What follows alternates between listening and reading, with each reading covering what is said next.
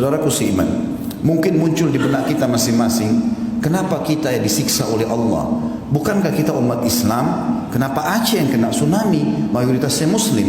Kenapa Indonesia yang kena bencana? Mayoritasnya Muslim. Apa masalahnya? Maka jawabannya renungi hadis-hadis ini teman-teman. Allah subhanahu wa ta'ala akan menghukum pelanggar-pelanggar tanpa melihat dia Muslim atau dia kafir. Justru kalau anda Muslim, anda sudah faham Al-Quran dan Sunnah, mana halal, mana haram, mana yang diperintahkan, mana yang dilarang, azab lebih dekat pada kita. Dengarkan hadis Nabi SAW, bagaimana Nabi menyampaikan kalau memang dari umat ini akan terjadi penyiksaan, justru karena pelanggaran mereka.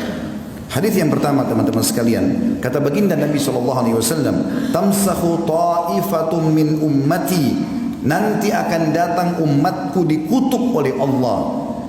Kiradatan wa ta'ifatan khanazir, dikutuk, diubah wujudnya menjadi monyet ataupun jadi kerang. Wa yukhsafu bi ta'ifah, ada juga di antara umatku, bukan orang kafir, umatku akan ditenggelamkan ke dalam bumi. Wa yursal ala ta'ifatin ar-rihul akim, dan ada di antara mereka yang dihantam dengan badai-badai yang besar. Kenapa sebabnya? Kenapa umat Islam? Lalu kata Nabi SAW, bi'annahum syaribul khamr. Permasalahan pertama mereka adalah mereka rame-rame mengkonsumsi khamr. Khamr teman-teman bukan cuma minuman beralkohol. Semua yang bisa memindahkan akal manusia dari normalnya namanya khamr. Makanya ulama fikih memberikan definisi khamr adalah kullu ma yukhammirul akal. Semua yang membuat akal keluar dari jalur normalnya. Makanya narkotika pun masuk dalam khamr. Sekarang jadi peredaran, jadi tempat-tempat yang luar biasa, tempat orang mengkonsumsi, bisa mendapatkannya, bisa menjualnya, bisa segala macam hal. Tersebar khamar, penyebab pertama. Yang kedua, walabisul harir, dan para kaum laki-laki mereka berlumba-lumba menggunakan sutra. Teman-teman sekalian, mohon maaf saya menyampaikan ini. Sutra ini dianggap sebagai pakaian orang kaya, dan kalau sudah kaya seperti tidak pantas kalau tidak pakai sutra. Dengarkan baik-baik saudaraku muslim. Nabi SAW pernah mengangkat benda di tangan kanannya, tepatnya emas. Lalu beliau mengangkat sutra di tangan kirinya sambil mengatakan, inna hadzaini haramun ala dhukuri ummati. Dua benda ini haram bagi laki-laki umatku. Teman-teman sekalian, larangan Nabi SAW jelas. Bahkan kata Nabi SAW, man labisal harira fid dunya lam yalbashu fil akhirah. Siapa di antara kaum laki-laki umatku menggunakan sutra di dunia, dia tidak akan pakai sutra nanti di surga. Pakaian orang di surga adalah sutra. Ini ancaman yang kedua. Yang ketiga teman-teman, wattakhadul kiyan, dan kemudian mereka sibuk mengurus para penyanyi-penyanyi. Bisa berarti kian penyanyi laki-laki atau kayinat penyanyi-penyanyi perempuan yang sengaja menyebarkan lagu-lagu cinta, pemaksiatan, mengajak pada dosa. Itu yang ketiga. Dan yang keempat, wadarabu bizzufuf, dan mereka bidufuf. Wadarabu bidufuf artinya mereka sibuk menggunakan alat-alat musik. Di dalam hadis yang lain yang mirip serupa dengan ini kata Nabi SAW, ini hadis yang kedua, yakunu fi ummati khasfun wa maskhun wa qadhf.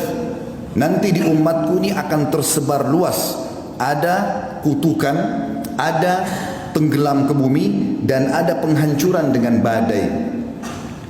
Qalat Aisyah radhiyallahu anha, wa hum yaquluna la ilaha illallah. Wahai Rasulullah, istri Nabi bertanya Ummu Aisyah radhiyallahu anha, wahai Rasulullah, apakah mereka kena semua itu? Bencana, gempa, longsor, badai air sekarang ya, seperti tsunami. Apakah mereka kena sementara mereka mengucapkan la ilaha illallah?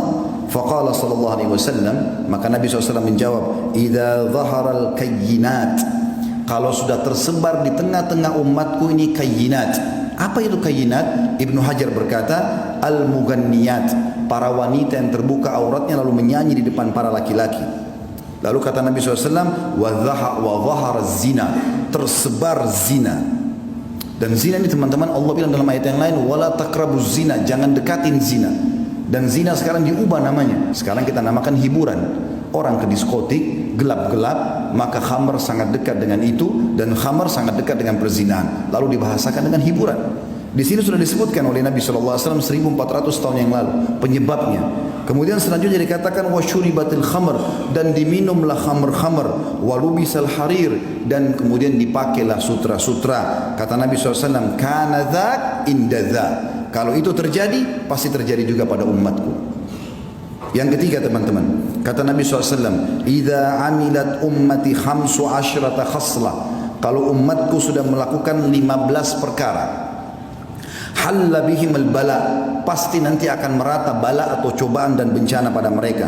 Qila ya Rasulullah, wa ma hunna? Para sahabat mengatakan, ya utusan Allah, apa 15 perkara itu? Kata Nabi SAW, idza kanal magnama dula. Kasus pertama itu adalah kalau pendapatan negara sudah disalahgunakan.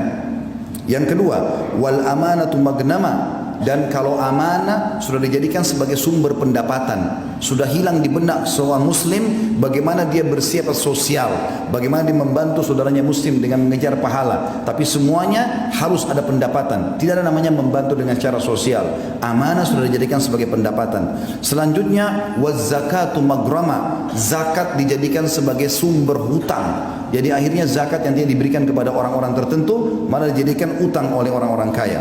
Selanjutnya wa ata'ar rajul zaujatah, dan suami-suami sudah mulai tunduk dengan para istri-istri mereka, walaupun itu haram tetap dia patuhi istrinya sementara Allah mengharamkannya.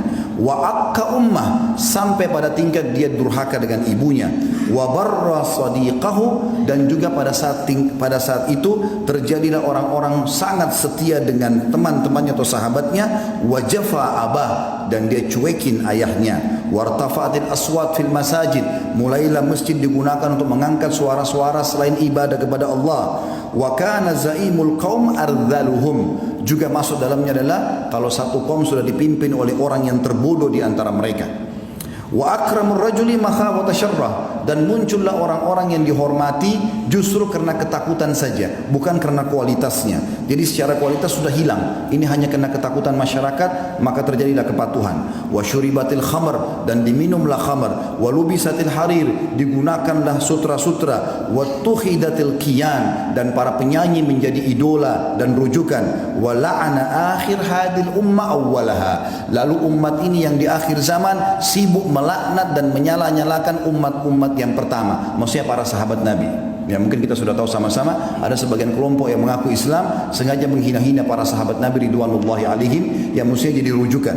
Maka kata Nabi SAW, fayartaqibu inda dzalik, maka pada saat itu mereka akan ditimpa rihan hamra, akan datang pada mereka badai yang membawa kemerahan. Sebagian ulama mengatakan badai pasirnya merah, atau mungkin badai yang mendatangkan kebakaran. Wa khasfan, dan mereka dikutuk. Wa khasfan itu ditenggelamkan di bumi. Wa maskhan